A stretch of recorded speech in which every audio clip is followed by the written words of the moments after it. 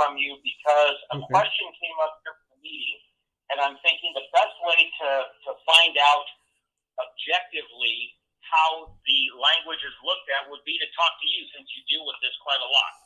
Mm-hmm.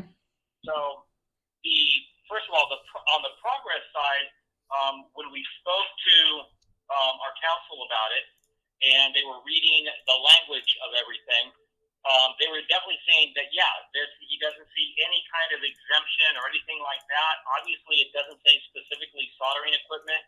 You would think that it's more of an industrial tool versus consumer.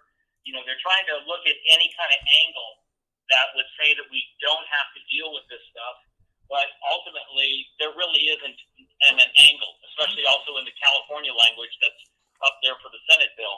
Yeah. It's very, very, right? Yeah. So that was good. It's pretty tight.